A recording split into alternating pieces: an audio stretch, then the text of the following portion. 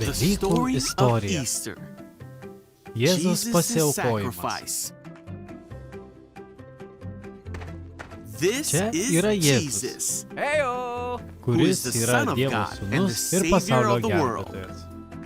Kol Jėzus buvo žemėje, jis mokė visus apie Dievo meilę ir gydė ligonius. Padarė daugybę stebuklų, kaip antai nuramino audrą ir net prikėlė numirusius.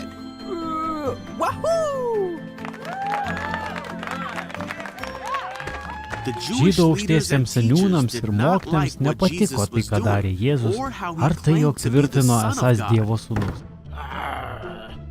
Tai jie sugalvojo jį suimti ir jo atsikratyti kartą ir visiems laikams.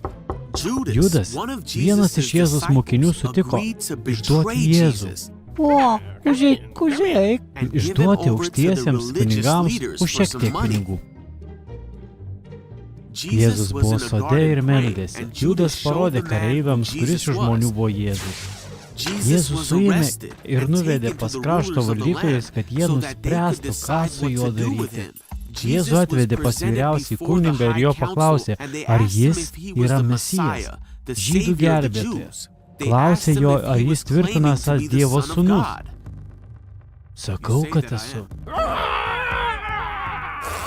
Vyriausiasis buvo įsiutęs ir jie šaukė, kad Jėzus buvo kaltas ir nusipelnė mirti. Tad jie nuvedė Jėzų pas Poncijų Pilotą, papasakojo, kom Jėzus yra kaltinamas.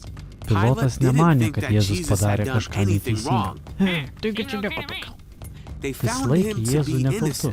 Tad Pilotas pasakė, kad nubaus ir paleis Jėzų.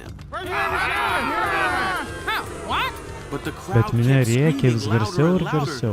Nukryžiuok jį, norim jo mirties. Ir dėl minios spaudimo Pilotas atidavė Jėzų romėnų kareiviams nukryžiuoti.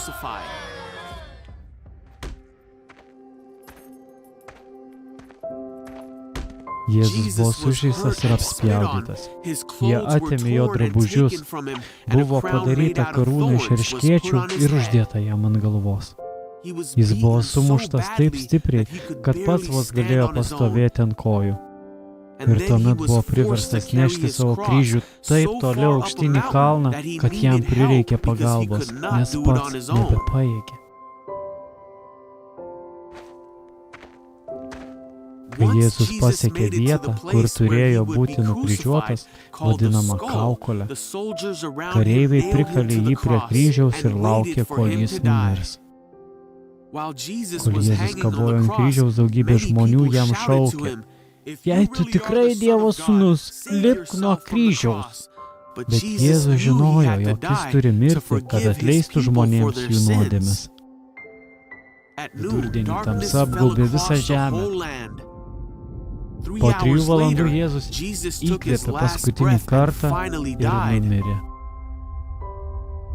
Tuo momentu šventykloje esanti uždanga, kuris skyrė kunigą nuo Dievo švenčiausios vietos, perplyšo pusiau. Viską matęs kareivis tarė, šis žmogus tikrai buvo Dievo sūnus. Tuomet teisus žmogus vardu Juozapas atėjo ir paėmęs Jėzaus kūną paguldė į kapę. Praėjo 3 dienos ir atrodė, kad nėra jokios vilties. Bet anksti sekmadienį rytą moterys, kurioms rūpėjo Jėzus, nuėjęs aplinkyti kapo, jos pamatė, kad jis tuščias ir kad jo ten nebėra. Nebijokite, tarė angelas, jo čia nėra, jis prisikėlė. Tuomet moterys prisiminė, kaip Jėzus kalbėjo, kad 3 dieną prisikels. Ir bėgo pasakyti mokiniams, ką matė ir girdėjo. Ir tada dar 40 dienų Jėzus pasirodydavo mokiniams ir kitiems sveikas ir gyvas. Jis mokė, kad tai, ką padarė, buvo vienintelis kelias jiems atleisti ir būti su Dievu amžinai. Dievas taip pamilo pasaulį, kad atidavė vienatinį sūnų, kad kiekvienas, kuris jį tiki, nenumirtų, bet turėtų amžinąjį gyvenimą.